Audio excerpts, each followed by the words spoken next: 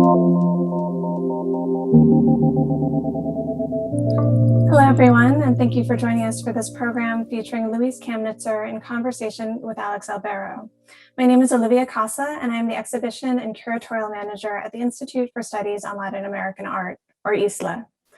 For those of you who are joining us for the first time, ISLAA is a private research institute devoted to advancing scholarship and public engagement with modern and contemporary Latin American art through exhibitions, publications, lectures, and university partnerships. I'm speaking to you today from New York City, located on the unceded ancestral land of the Lenape. At ISLAA, we acknowledge that the past, present, and future of the Americas are shaped by the displacement of indigenous peoples and the continuing legacies of colonization and the transatlantic slave trade. We affirm that indigeneity must be seen and respected in order to tell fuller histories about Latin American art and culture, and that this work remains ongoing. Today's conversation is being held in conjunction with the current exhibition in our New York City space, Poema Colectivo Revolución, which was curated by Luis Camnitzer and is on view through Saturday, May 1st. To schedule an appointment to see the show in person and to download a free copy of the exhibition catalog, please visit our website, islaa.org. We will be leaving time for questions from the audience after the conversation, and we encourage you to submit your questions and comments through the Zoom Q&A panel throughout the event. Before we begin, I would like to take a brief moment to introduce today's speakers. Luis Camnitzer has shaped the field of contemporary art for over 4 decades as an artist, curator, writer, and theorist. In his work, he has often used language to explore dynamics of oppression, pedagogical norms, and the deconstruction of familiar frameworks. Luis's numerous accolades include a 1961 Guggenheim Fellowship, participation in the 2000 Whitney Biennial, a 2011 retrospective at El Museo del Barrio, and a 2012 USA Ford Fellowship. Alex Albero is the Virginia Wright Professor of Modern and Contemporary Art History at Barnard College and Columbia University. His extensive scholarship on modern and contemporary art includes volumes on Latin American abstraction, Hans Haacke, institutional critique, and conceptualism. He is currently completing the book-length project, The Shape of Contemporary Art, and is the founding editor of the University of California Press's book series with ISLAA, titled Studies on Latin American Art. It is now my great pleasure and honor to turn the program over to Luis Camnitzer and Alex Albero. Thank you. Thank you, Olivia. Alex, where are you? Yeah. Hey, Luis, how you doing? Okay. Welcome back. So I wanted to focus the discussion on primarily on the excellent catalog essay that you've written for the exhibition that's presently on display. And I understand that Olivia is going to show us some installation shots in a few moments. In the catalog, you argue that the title, Poema Colectivo Revolución, was an ambiguous metaphor. So what was that metaphor? Well, I think it became an ambiguous metaphor. The intention probably was to gather militant artists that united in this project to protest the situation in Nicaragua, the contrast and the US intervention. And that changed by the way people collaborated with the project, and so it diluted the politics. The politics were blurry. The poetry was in the intention rather than in the total, let's say. And it certainly was collective, let's put it that way. I think in that sense, it was an ambiguous thing. It's very difficult to have a totally open project, which I applaud. I think that was terrific and was a characteristic of mail art during its trajectory, stimulating sort of a cultural event rather than an accumulation of individualities. But it has a danger. It has a danger that people are not as coherent and as cohesive as the project hoped it to be. How much emphasis do you think that Colectivo 3, which was the the group of artists who organized Poema Colectivo Revolución placed on how much emphasis do you think that the Colectivo 3 placed on the medium of circulation as the message of the work? And to what extent might Colectivo 3 in 1981 still have been processing Marshall McLuhan's notion of the medium as the message of 20 years earlier? Well, I think certainly McLuhan was an influence in the whole project, conscious or unconscious. I mean, already, McLuhan's book came out in the late 60s, and Ray Johnson started earlier. But it was in the air, I'm sorry, it was a revision of having individual objects be the primary focus of importance versus the medium employed. That reversal was in the air to become the medium as an expressive instrument of a culture, rather than the little pointed individual projects. So I think mail art, in the moment it came about, was a perfect reflection of what was happening in the cultural dynamics of the moment. I'm sorry, okay. I don't know how explicit the reference to McLuhan was. It may have been for some people, but I don't think it was a collective assumption of the theories of McLuhan. It's interesting. Now, you argue that when putting together Poema, the Colectivo 3 introduced a filter that attempted to obtain contributions that were more consistent and rigorous than the spontaneity that's typical of previous works of international mail art. What was that filter that the group introduced, in your view? Well, the filter was political. I mean, that's really what separated Latin American mail art from the general tendencies. The general tendency of mail art was very mixed and very complex.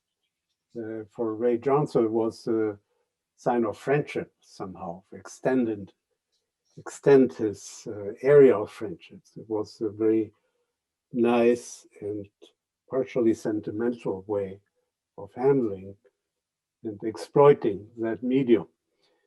In other cases, it was a way of exposing work when you didn't have the possibility of doing so. That was my entry, actually. My entry was a New York Graphic Workshop. We were unable to find exhibition place, and to say, okay, let's exhibit in envelopes and reach homes. So ideologically speaking, it was at the other end of what the Colectivo did, and maybe even a reactionary way of handling it. So the filter, by making it in the title, Collective Revolutionary Poem, was a very strict filter. It just didn't filter efficiently enough, I would say. But it was a terrific intention to focus, to put the focus on an issue. Mm-hmm. That's interesting, yeah. Of course, in Eastern Europe, there were also artists that using mail art politically, but more general, I take your general point about the distinction between Latin America and North American and Western European mail art practices. Yeah. Now, distilling a quotation by Colectivo 3, you contemplate what you describe as mail art's dialogical or participatory potential. How might mail art be dialogical or participatory? Isn't mail art a one-way exchange from the sender to the receiver? What does the participatory potential of mail art mean in this context? Well, it depends where you mail it. And that, again, was not clear in the project. But it wasn't clear for many people.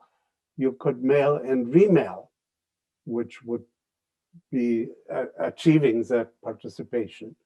And going back to Ray Johnson, a lot of stuff he did was that. You would add to what you received and remail it and keep going. In other cases, it would be going back to the sender, who then would go to venues that were more traditional, and then it became again an exhibition, which in part is what we're doing here. So the dialogue here is really not much different to the dialogue you would establish in normal art, in which you present something and hopefully you stimulate a reaction. And if you're lucky, it will be a chain reaction. It will be going from the viewer to somebody else and not just stay between the artwork and the viewer. So when you quote male artist Clemente Padin in your essay as writing that placing a sheet of carbon paper in the envelope of the artwork would help to document the process of circulation. When Padin makes that claim that you quote, yeah, he makes a distinction between the artwork, the envelope, and the sheet of carbon paper. Let me requote it. Placing a sheet of carbon paper in the envelope with the artwork would help to document the process of circulation. So he's distinguishing between the artwork, the envelope, and the sheet of carbon paper. And I find that peculiar. Isn't the envelope part of the work of mail art? And wouldn't the sheet of carbon paper, if this ever actually took place, also be part of the work of mail art? Well, yeah, but I think what Clemente did there really was to analyze the medium like he would analyze the process of painting. What's the function of the oil paint? What's the function of the brush? What's the function, maybe even carrying a painting from one museum to another and having it scoffed on the way. So all those elements end up merging into the piece, but you still can analyze them separately. And there was no theory of mail art when Clemente wrote that. So he tried to confront the medium as an art medium and put it apart into its pieces and see what happened. I don't think it was a search for a recipe or trying to define a style. It was literally analyzing the components and how they interact. And from there, you could actually decide to stress one or the other. A former classmate of mine of the 50s once mailed me a very complex contraption, which was a lead balls and wires and all in a box. And it was loose. So by the time I received it, the lead balls had drawn in the inside of the box the documentation of the trip. And that there was no message, there was no intention beyond seeing what happened with the drawing happening during the trip. Now, that device happened in other situations. There was a group in New York that sat in the back of a truck and let the accidents of the road inform their hands while they were drawing and not put any input of their own into it, just be like a seismograph or like a EKG in which it would record movements. So that's one part of it, and Clemente just addressed it. I don't think he was giving it any other importance than that. Okay. It's too bad you're at the very bottom of my screen. I feel like I'm looking down at all times. I tried to move you up to the top. But, now, in your essay, you note that there are two primary categories of mail art. In the first strain, you argue that the work is the act, and I'm quoting you here, the work is the act and the artistic actions and when the mail carrier delivers the mail. First question will be what you mean by this, because this is a very ephemeral and even conceptual notion of an artistic work, obviously. Meanwhile, you argue that in the second strain of mail art, each piece of mail is a self-contained exhibition. Each missive is an artwork. So which of the two strains of mail art do you think that Poema fits into? I think it had all of them. In that sense, Poema ends up not being really a representation of the filter as much as it is a compilation of the possibilities of mail art. And that's actually what makes it interesting today. The message, the actual message about Nicaragua is a very punctual, a dated one, not in a bad sense, but in referring to a particular date. While the diversion of approaches actually reflects all the strains of mail art that had been happening until then, which is a very rich group of possibilities. I mean, after all, mail art really is a product of visual poetry, and most of the early adopters were poets that suddenly used visual elements to enrich the poetry and then the medium of mailing to circulate it. And fanzines were created at the time already. I mean, they didn't have the name, but a lot of publications were just compilation of Xerox copies of things they received in mail and put together, or they asked for in mail and put together as a publication. So all that nurtured the medium and made it a rich medium that in certain ways, obsolescence today or anachronism, if it was to be repeated, is only because the mail system has become sort of anachronistic. It has It's taken a different shape now. It's still there, but yeah, it's still there, but you mostly get junk mail now, and the mail is in crisis. I rarely get personal communication with the mail. I'll send you a postcard. That will be welcome. In Handwritten, please. Well, how else do you write a postcard? In your essay, you argue that the importance of mail art lies in the anxieties and aspirations that it materialized. What do you mean by this?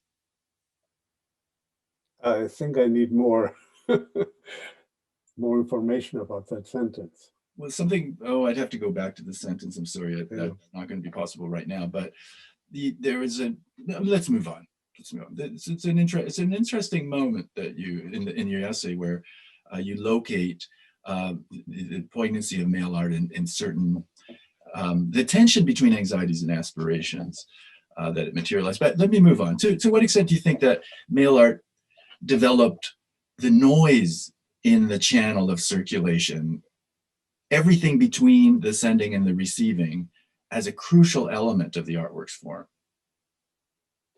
Well, there's where the envelope becomes important. Envelopes were not just untouched wrappers; they were manipulated. The date stamp of the office had a visual importance. The stamps being chosen for the envelope had an importance. The addition of rubber stamps that looked semi-official had an importance. So finally, the mail art envelope, even before you opened it, had its own presence in aesthetic language that collectively was being evolved. But when people received something, they would think, oh, that's nice. I will elaborate on that. Again, even before opening the envelope and finding out what the actual mail art in a more specific way was presenting. And Xerox was a very important element there. The photocopying, the rough photocopying, marked aesthetics, and rubber stamps were very important in that. So the home printing or the easy access printing, not having to make big editions like offset would require was a big technical influence in all of this. In order to print offset, you had to pay for the setup. So offset only was economically viable if you made an edition above a certain amount. Below that, a single sheet of offset print would cost $1 or $2, while beyond a certain edition, it would drop to 5 cents or 10 cents.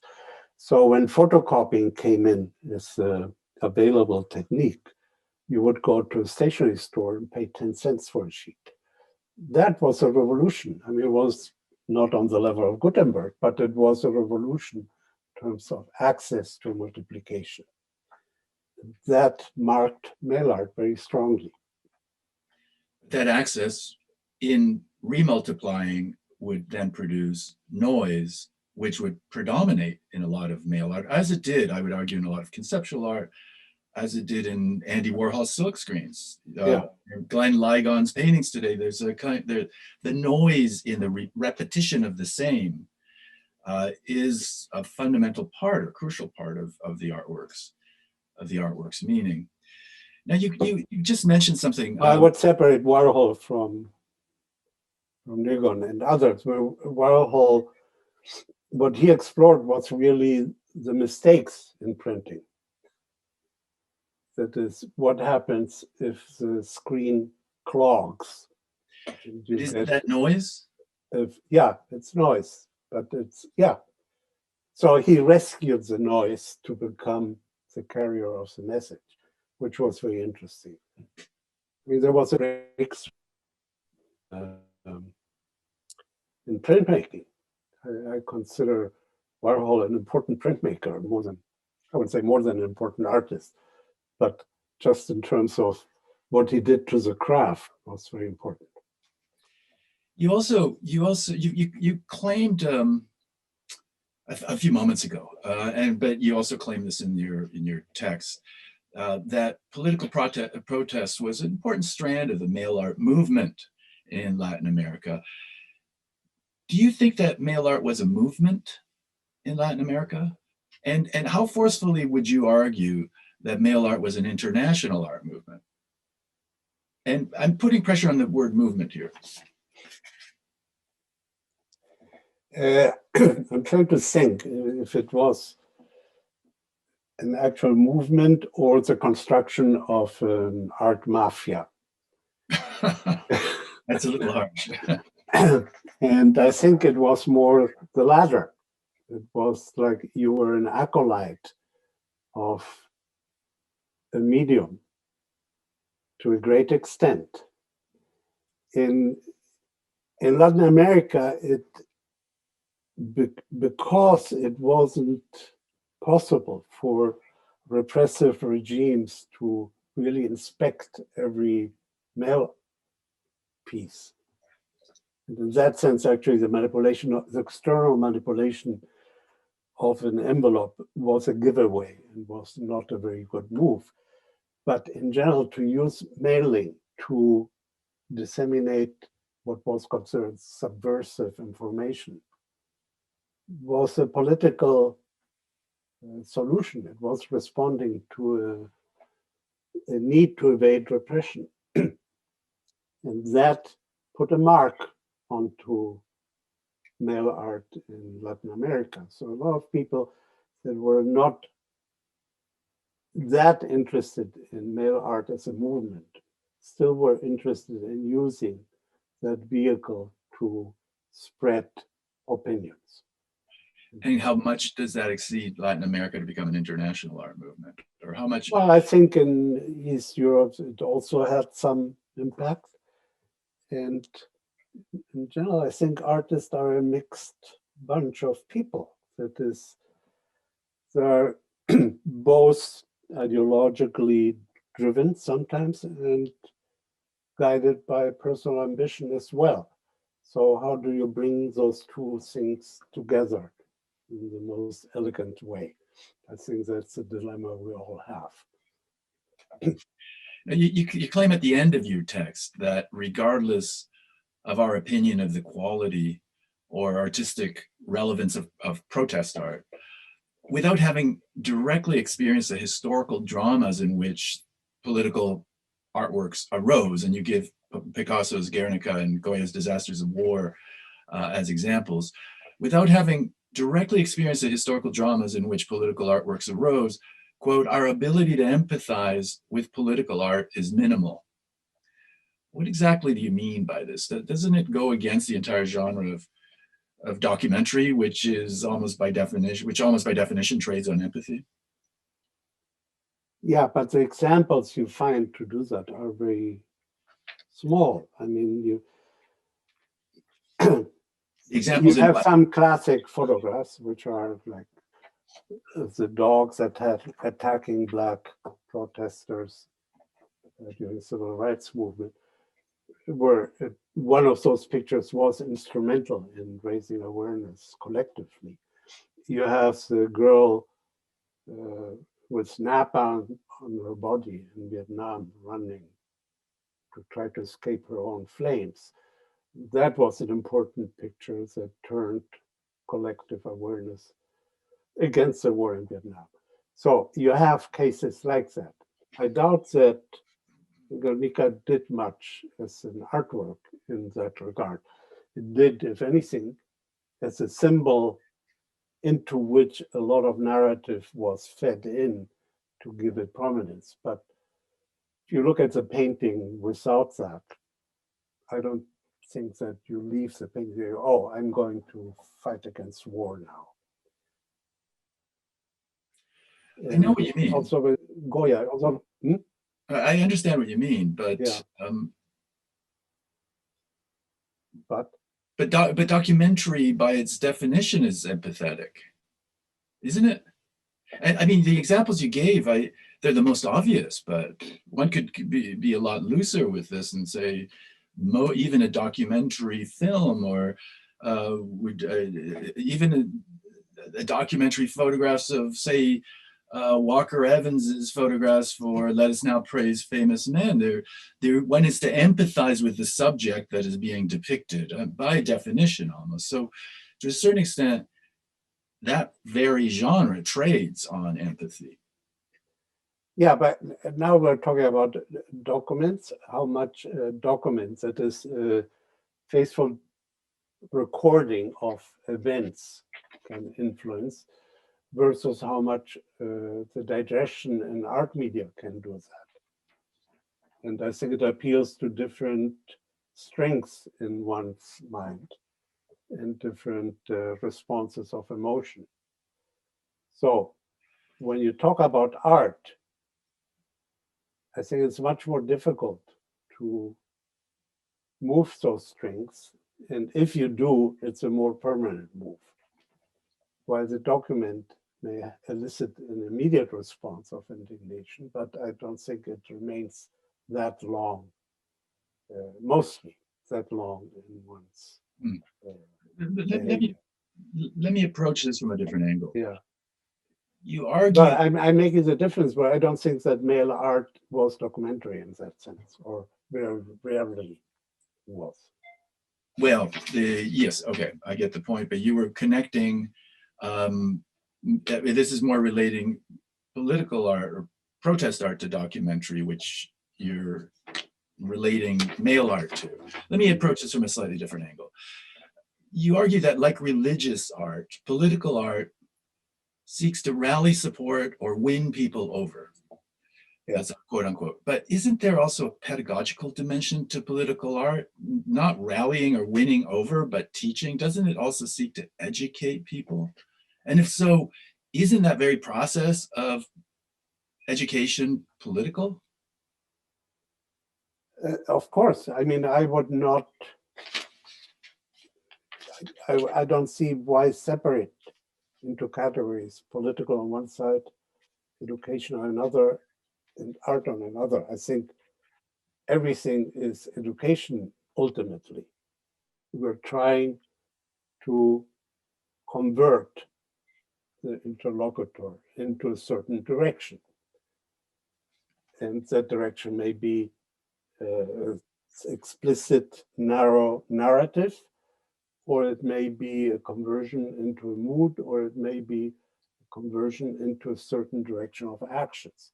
So there's a broad spectrum, but there's always a manipulative intent when you present something, so that something happens in the other person or in the public that carries on what you intended. And that's where art as self-therapy becomes much less important than art as communication and as trying to redirect the collective mind. I mean, a lot of interesting categories. We can elaborate this on this in the Q&A, perhaps. You suggest a certain degree of sentimentality in seeing mail art today, given the evolutionary path of communication techniques in the past century. Why do you think that sentimentality arises? It's nostalgia more than sentimentality. Did I use the word sentimentality? We'll use them as synonyms. They'll be synonymous here. Okay. I think if you look at the show, at the work of the show, you definitely don't feel you're looking at something done now.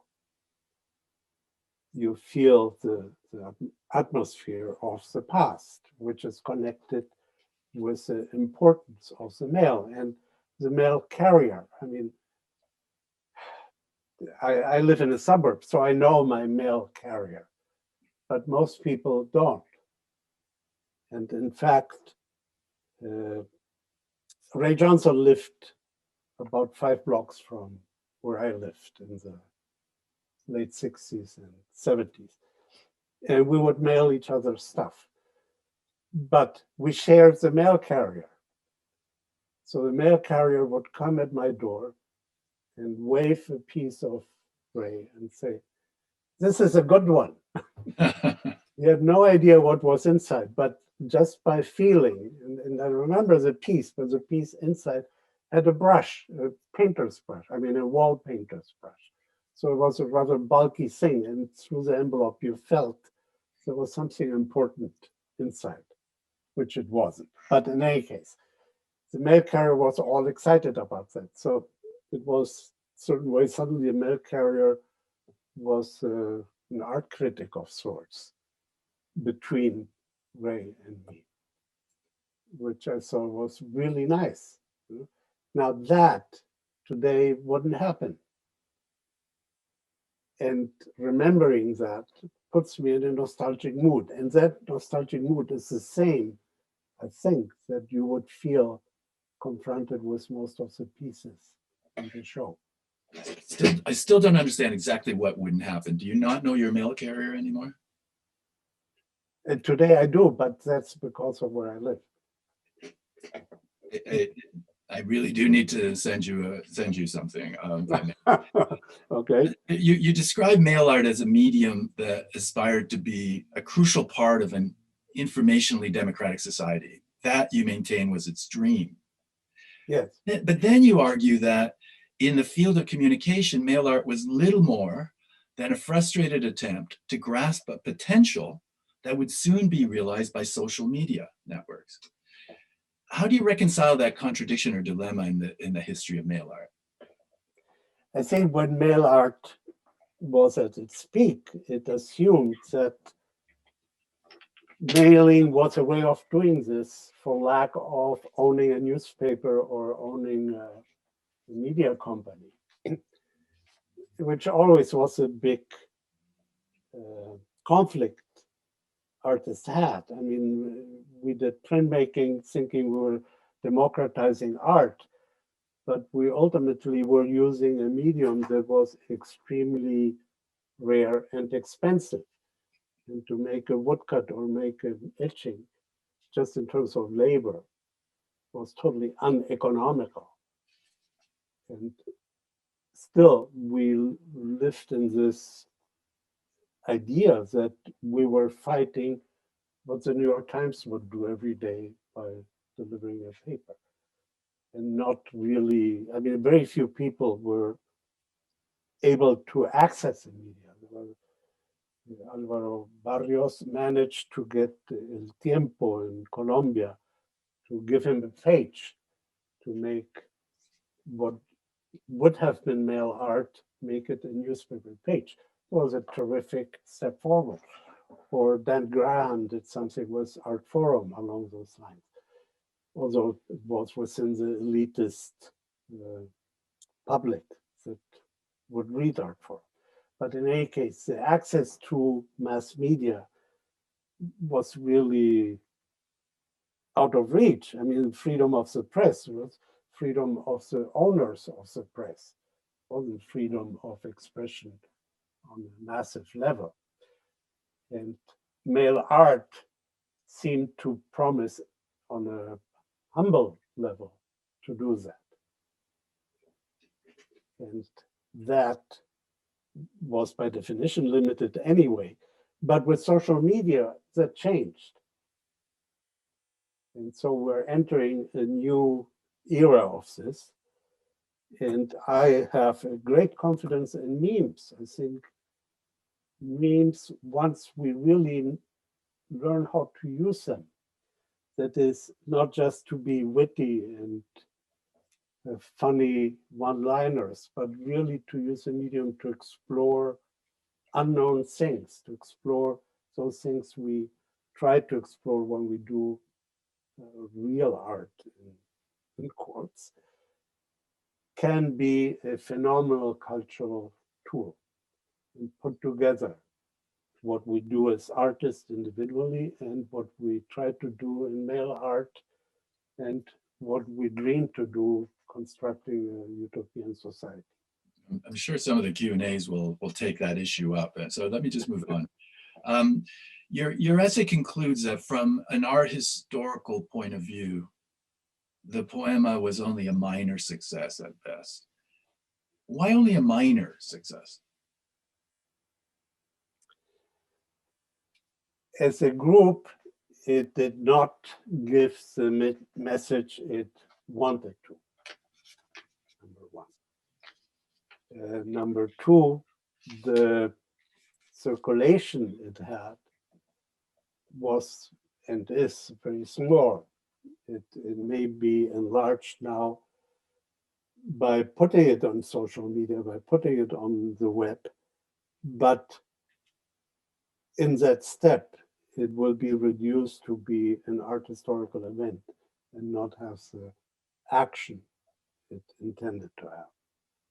So all those things did work and are working against the success that was dreamt about. And in the end, you maintain that the most revolutionary aspect of the poema was how it was assembled.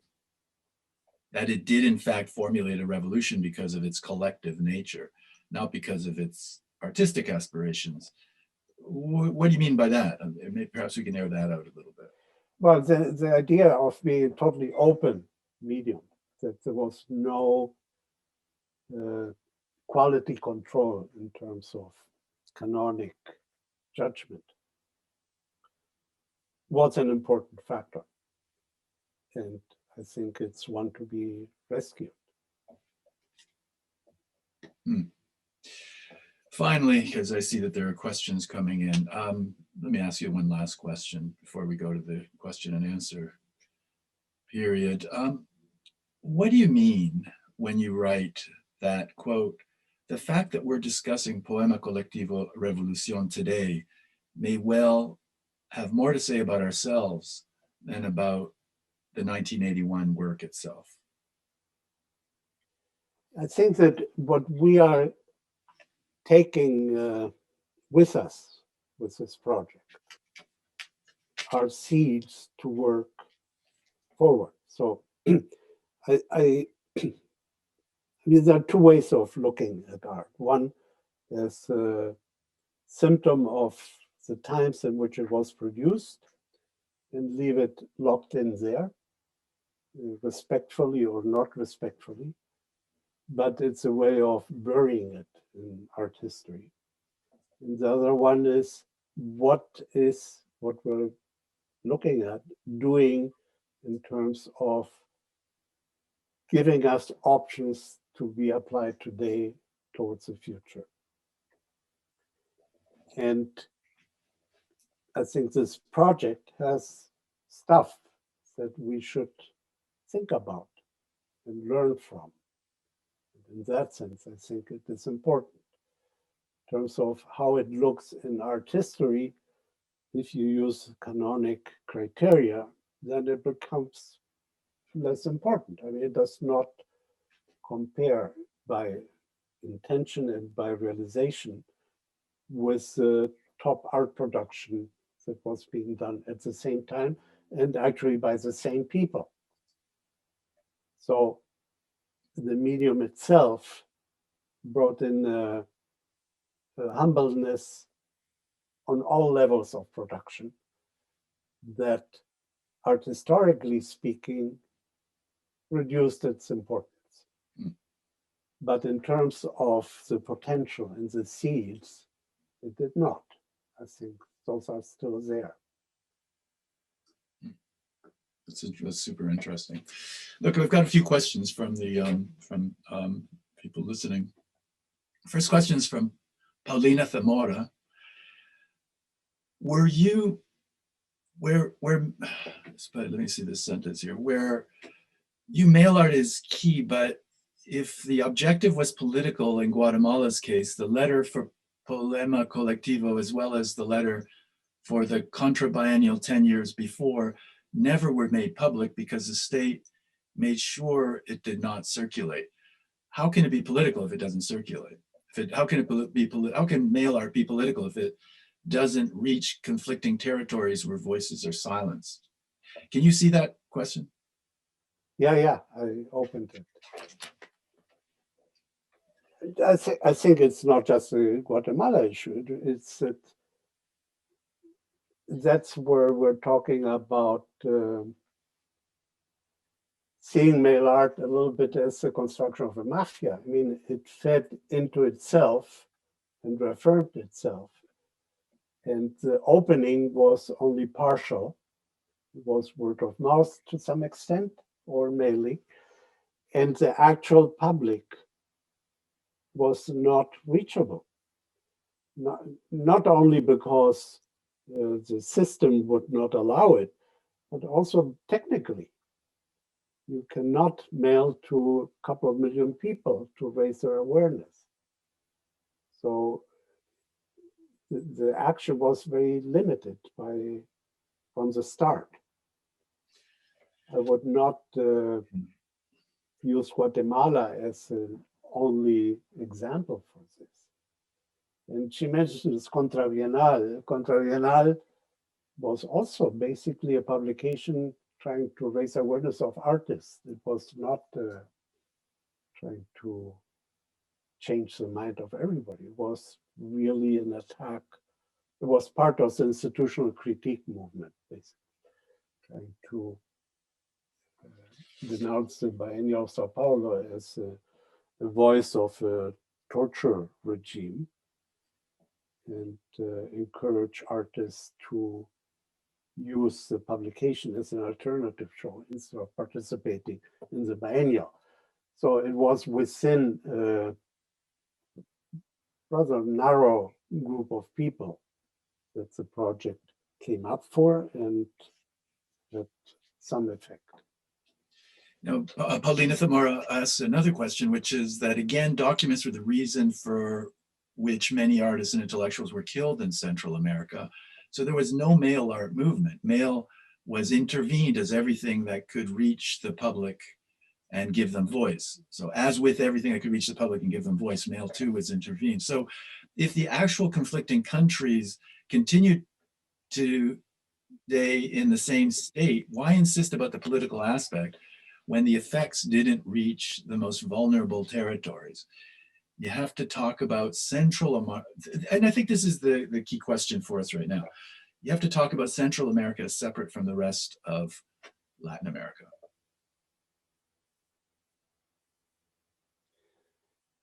No, I'm not sure why. I mean,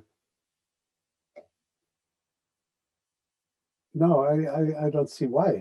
It's the same moment that America was under dictatorship, so was most of the southern continent as well. You had Pinochet, you had Brazil, you had Uruguay, you had Paraguay, you had Argentina. They were all repressive systems in more or less degree. And so I don't understand the distinction. Maybe we can come back to that. Look, Patrick. I understand the point, but not the distinction. If we have time, I might try to, perhaps there'll be a response from Paulina. Patrick Frank asks, could you make a case that Instagram is today's mail art? Person-to-person delivery, circulation outside the art world, personally curated content, ...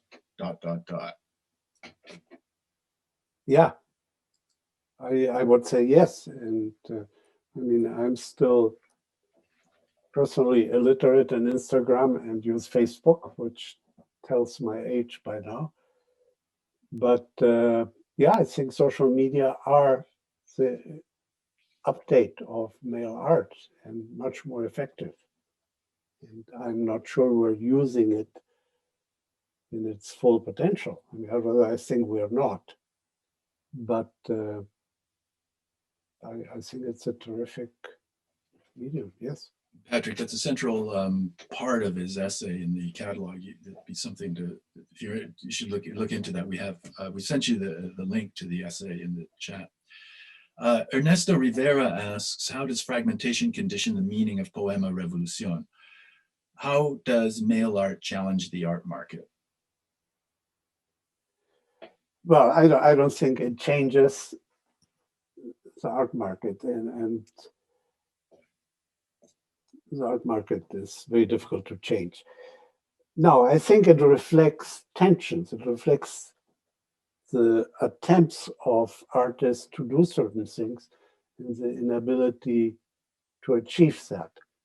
And that's where the example I gave of the geographic workshop was very clear. We all had our political beliefs and were on the side of what then Poema Colectivo did. But in the moment we decided to use mail art, not knowing actually Ray Johnson yet, we just reasoned, okay, we are foreigners in the US, we're trying to exhibit, galleries don't like foreigners, and not just for simple xenophobia, but gallery would have to invest a lot in an artist to show the artist, and they rather have somebody in which they have a guarantee that the person will be around and not disappear back into a country of origin. So that was also an obstacle. And so we decided, okay, if we cannot have people come to a gallery to see our work, we will go to the people with our work and show it via mail. And that, as a general project, is very expensive. So we made a mailing list of people of influence. So it was a rather pragmatic way of handling a situation as a traditional artist trying to show. And that attitude reflects in many artists, also in Poema Colectivo.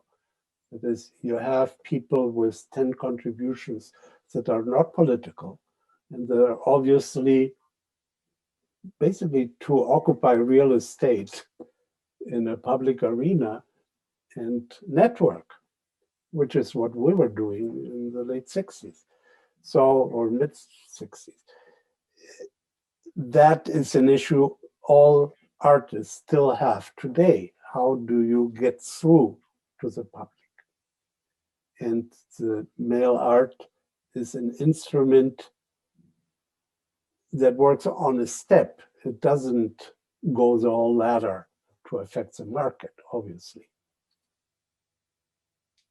And it's also a tricky vehicle because once it reaches the market, it loses its power. So in certain ways, there is a self-defeating trajectory in this. See, once it's on the wall, I mean, when we discussed how to show Poema in ISLAA, one option, which was not realistic because of expense, but one option was to frame each piece and give it its own exhibition space in certain ways, and isolate it. And that not only would have destroyed the Poema as a project, but it also would have negated the intrinsic intention of the piece, no matter what direction the piece was done with. Even if it was done to network and to affirm an individual presence, it still would have destroyed the ephemeral quality of the act of mailing a piece in an envelope, in which it was subject already to destruction and to erosion, and then suddenly conserves that as if it was a precious document that has its own value, which it never was intended to have. So this way of exhibiting it was a much more reasonable one.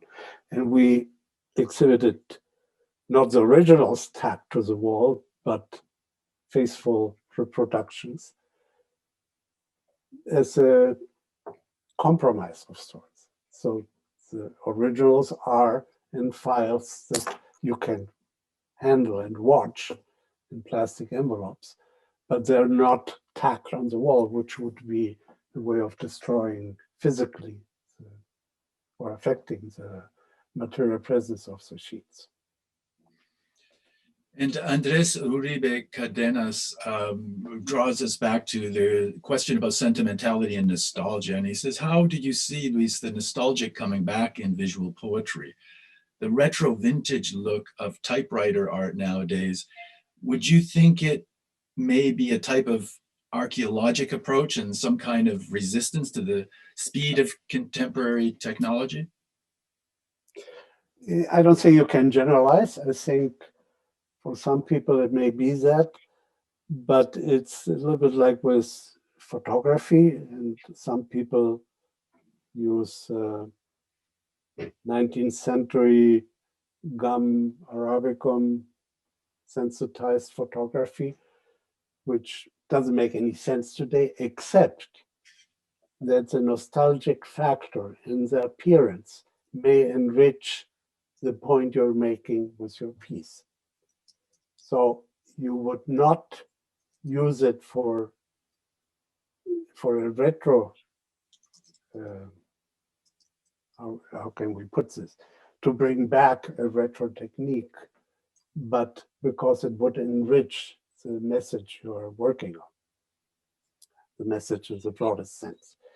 So to use the old-fashioned typewriter, yes, if your piece is about fighting technology and having sort of a Luddite approach of sorts towards technology, then it makes sense. But it's a very narrow message to do in your art. It's like insisting, I'm only going to use hand-knit fabric and not factory-made fabric. And that enters a whole other funny contradictions of perception, in which a good hand-knit thing looks to some extent machine-made, because that's the standard of perfection. And an appealing machine-made thing looks like handmade because it has that retro feel. So even there, we don't have a clear classification. We have really a messy, rich approach that we only can solve in making a point, what's the purpose, the final purpose of the piece we're making? And is the typewriter, the old-fashioned typewriter type, useful for that or not? Sometimes it may be, and sometimes it may detract from what you're doing. Now, Paulina Zamora responds to the answer to the earlier question. She says, would you consider the contrabiennial, which was 1971, by the way, a form of mail art?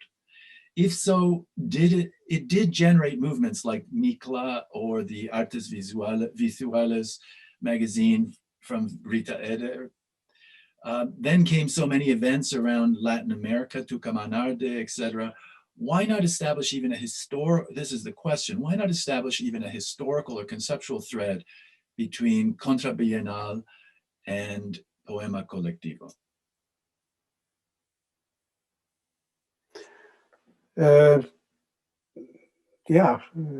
Why not?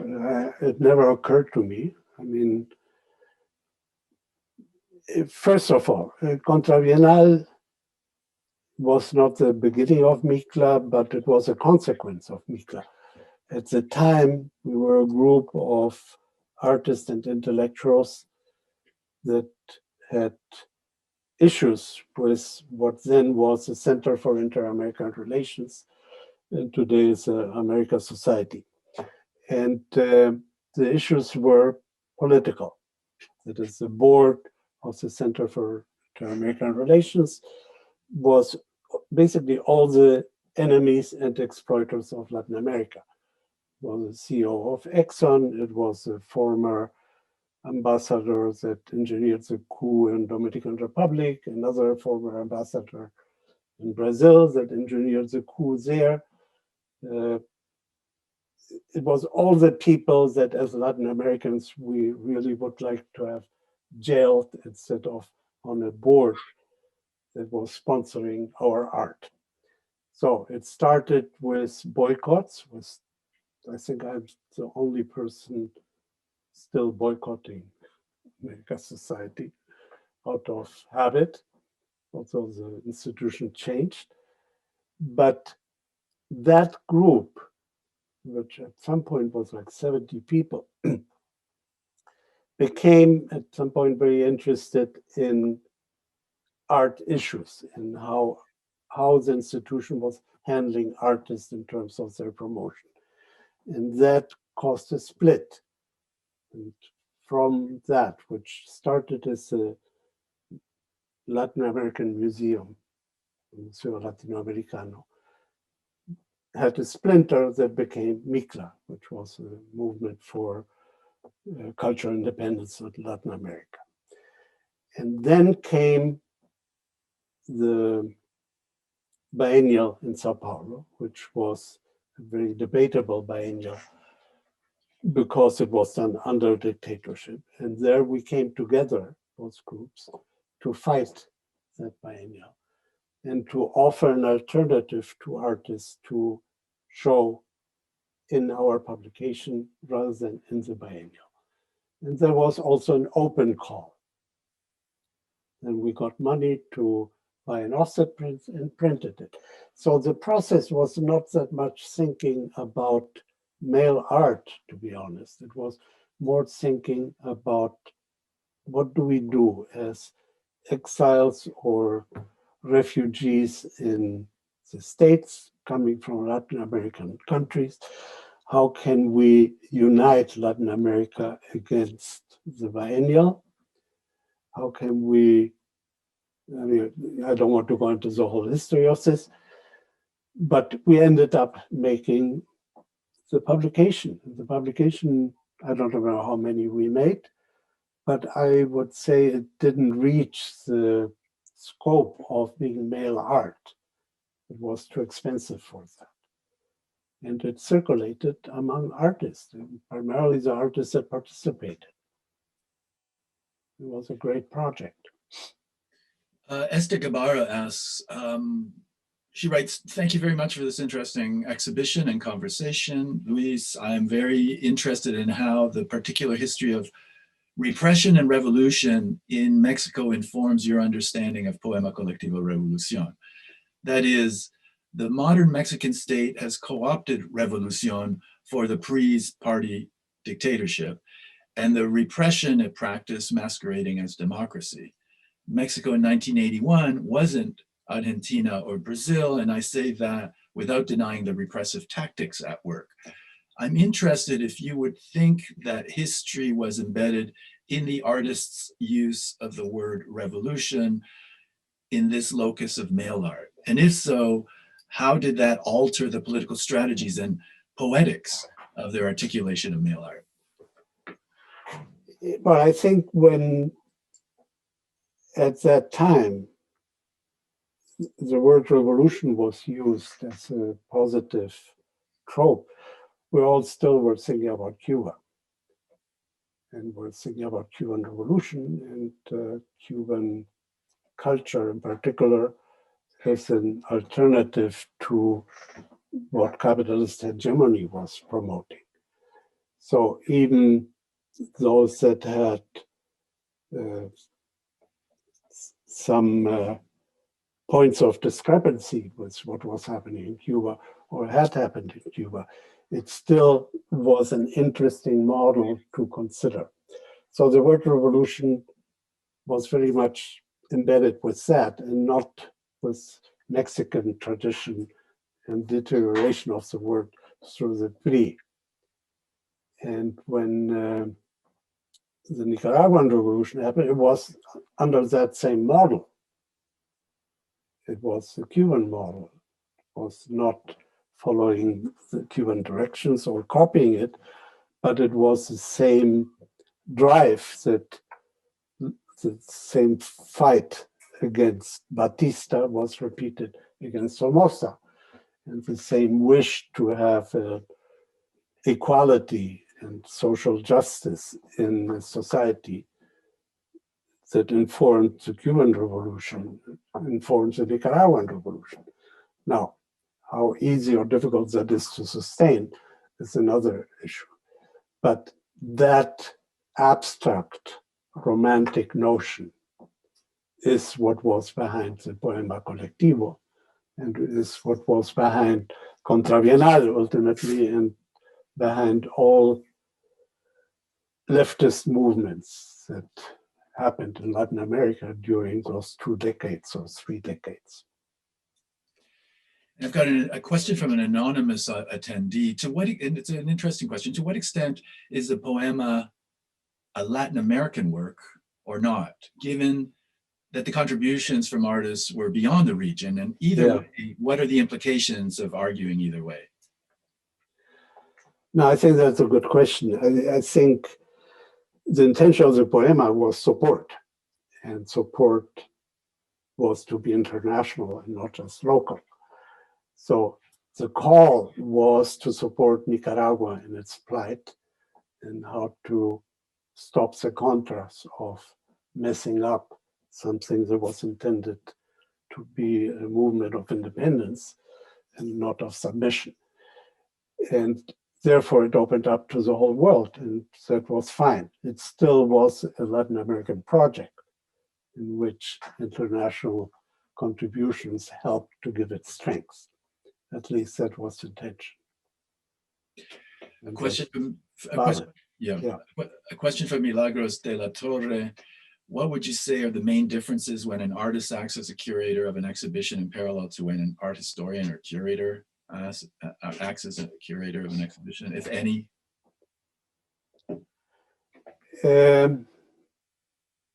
Well, what's the difference between a specialist and a non-specialist, basically? I don't think it's that important if it's done well. Personally, I don't like to be described as a set of disciplines, which even Olivia did today, like a writer, theoretician, educator, artist, or whatever. I'm just an artist, and that's my perspective for whatever I do. So the curator may say, I'm just a curator, and even if I do a painting, it's a curatorial act, and that's valid too. So I don't see the advantage of separating knowledge into categories. Okay, I rather measure what happens afterwards. So there are things that a curator wouldn't touch outside of the ability and knowledge, but not because it evades the title, it's just because it gets out of reach of what can be done.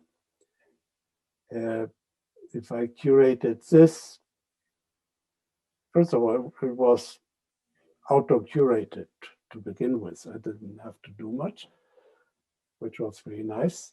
The curatorial activity was in the project itself. It was what it was, and all the sheets are there. So the decision was, do we put one next to each other like a postage stamp thing or like a postage stamp page? Do we make a massive thing or do we make it in squares? So curatorial decisions were really very simple, and you didn't need the title of curator to do that.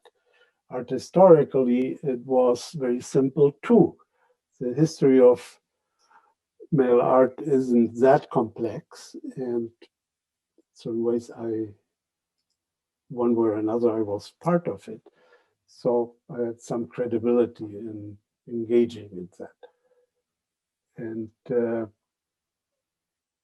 doesn't mean that somebody that is more immersed into the day-by-day trajectory of male art wouldn't have done a better job or a better essay, which is very possible.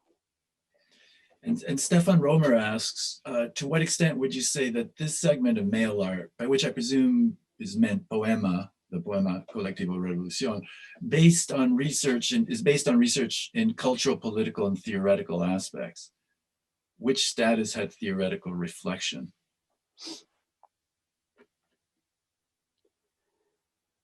I don't totally understand the question because it may be requiring a solid, scholarly, theoretical platform from which this project would emerge. I don't think it did. I don't think that most of artist projects do not use a solid, well thought out theoretical platform.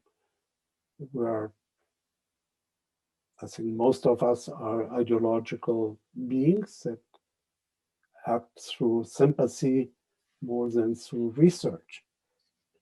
And the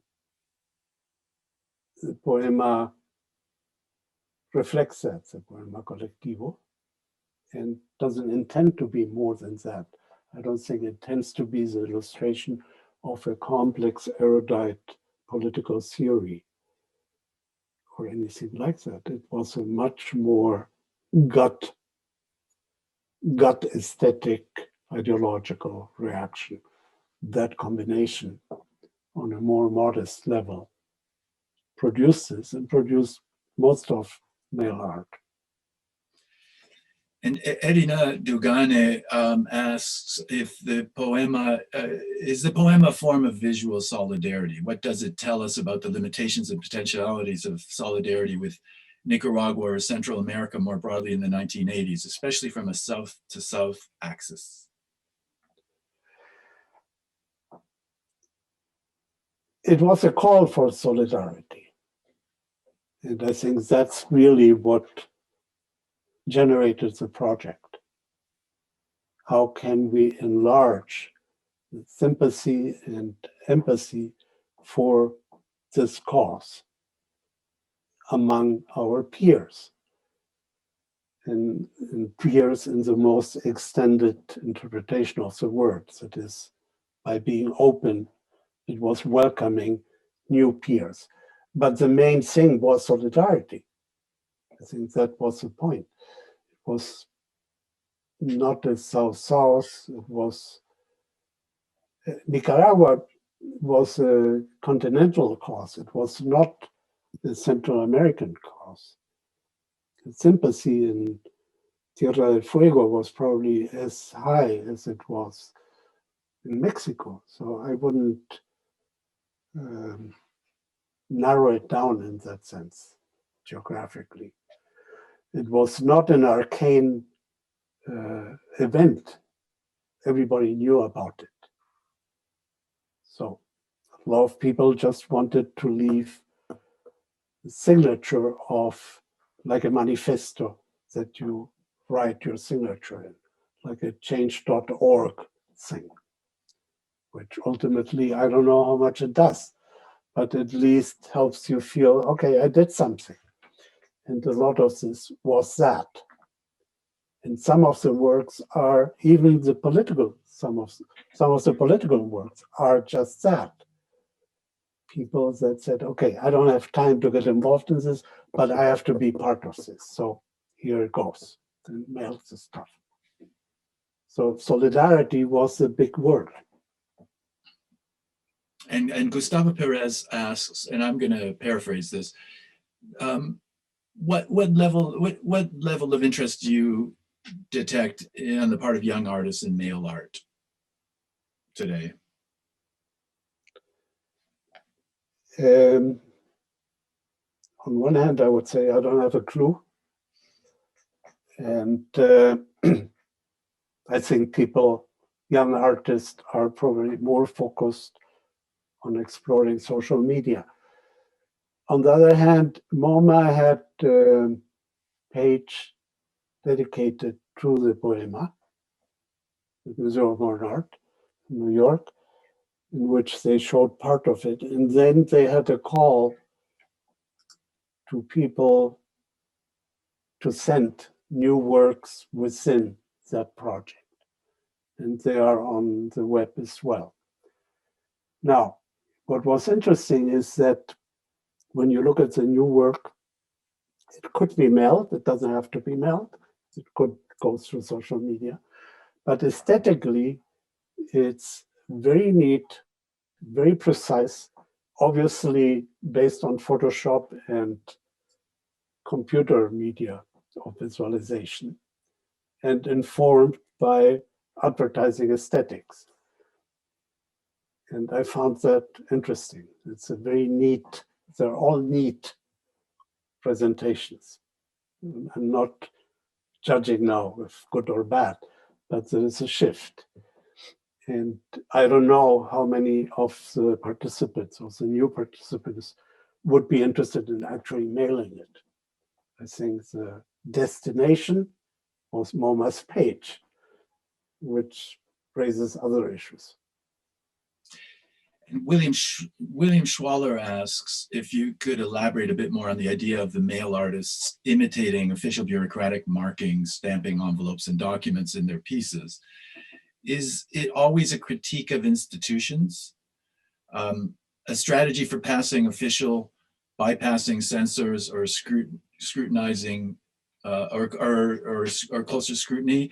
It's interesting to think of what power an artist might have intended a humble rubber stamp to have. No, I don't think, I think that I may not have expressed myself clearly.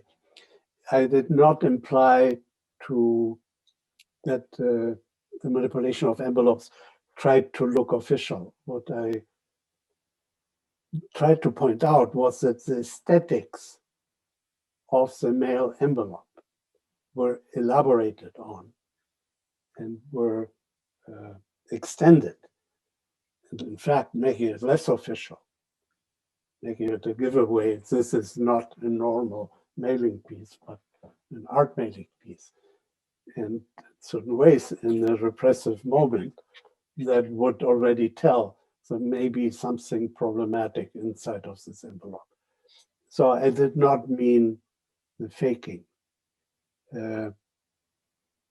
Ted Victoria, an American artist, friend of mine, had an assignment in his classes, which then I copied, in which students had to copy, stamp on an envelope, painting it very carefully, and then mail that envelope and see if it passed the mailing system or if it was stopped because the stamp wasn't paid for. Okay, so there you have, it wasn't male art in certain ways, but it really was more of an inside joke for a class. But that addresses more what he is asking.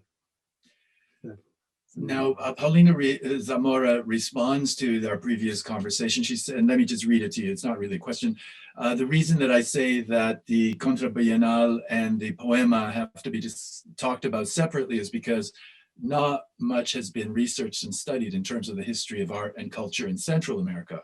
For many reasons, one of them, for example, being of the state of our archives, which aren't readily accessible. This leads to thinking about Latin American art in general, homogenizing terms. There are particularities in how art thrives in a region where there is no way of even networking between our neighbor countries. And that's a well taken point. I also want to point out that Jay Levinson has sent a link to the MoMA project for the Poema Colectivo at the bottom of this Q&A. Two more questions, then we have to go. Claire Gauzente asks if you could discuss the potential. Let me run these two questions to you both, okay? And you can answer both of them because we're out of time. Claire Gauzente asks if you could discuss the potential links between the pedagogical dimension of male art and critical pedagogies, such as the critical pedagogies of Freire and Rancière. And Daly Fernandez Gonzalez asks a question in line with the relationship between art, education, and politics. Why is it that the most radical participatory art, due to its political commitment, can break with formal aesthetic search or even a conceptual one, or with the language of art in a general way, but still use the framework of art, the space of art? Daly finds this dichotomy very interesting and revealing of a lot of complexity on how political commitment is thought from art. She thinks that Tania Bruguera and her current situation in Cuba, she thinks of Tania Bruguera and her current situation in Cuba, for example. So if you can maybe answer the two of these together, and then we can conclude that. Okay, let me say something to Zamora, though. I was surprised how few Nicaraguans participated in that, who at the time would not have had a filter in the official mailing system, and still did not, and I don't know the reason, but it sort of stuck out for me that they weren't there. And the other thing, yeah, it's a problem with Central America, and it's also a problem for us in the southern part. We don't do enough research, actually, I think, to solve that problem. So the other thing is,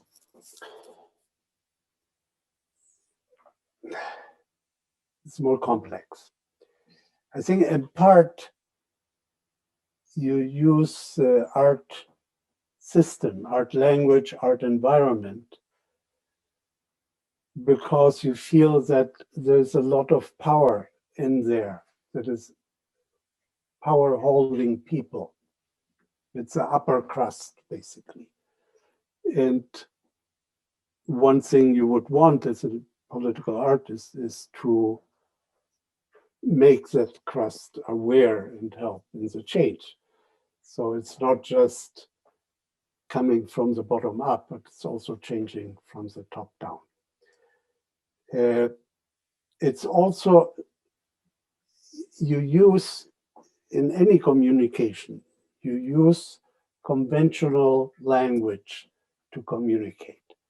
So I'm not making up a new language when I'm talking to you here, because I know that it wouldn't be understood. So I have to use a language that is understood and see how much can I smuggle into that language to move the awareness into the direction I want it to be moved.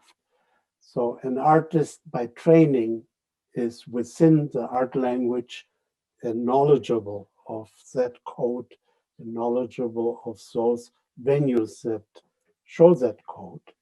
And therefore, the first task is how can you alter that in the direction you want it to be altered. And that is a pedagogical reasoning. How do you use the tools that are accepted as communication in order to bring in something new? So that's one part. The other part is the participation. And there, the participation in male art was the ability to contribute your piece. And it was not about creating pieces that would evolve and grow through the participation of other people. And there's an issue of participatory art that hasn't been totally addressed. A lot of interactivity and participation is really following the rules set down by the artist and using the public as labor to finish the work. So the public is, for instance, not allowed to destroy the piece in process, which would be a sign of freedom of participation. So there are conditions given that cannot be transgressed. So if you want a real pedagogy in terms of art that is consistent with Paulo Freire or with Jacotot or with progressive education, you would create a situation that generates art rather than finishes art or fulfills art. And that's a tough one, okay? And I think many people are working on that, even if it's not happening. And then you have also the interference of the ego. That is, at the end of the process, how much goes to the participant and how much goes to the person starting it. And it's very difficult for an artist to aim at anonymity, although that would be the ideal landing place. That is, we are in a culture in which the signature of the individual is still so much respected that it overshadows that culture is really an anonymous collective process, and that whatever you do will be a grain of sand that helps construct that mountain. And as a grain of sand, you're really not that relevant. You may help a little bit, but you're not the mountain. So when you enter politics as an aim, you are partially invalidating the whole task. And we have to find ways of setting up conditions so that our names are not important, but what happens is important. So that the action is separated and put together with the result and not with an author. And that's what we're contending. Thanks, Luis. That's also a perfect place to end our conversation. So thank you to you, Luis, and thank you to all the great questions. And thanks for tuning in. Bye, everybody.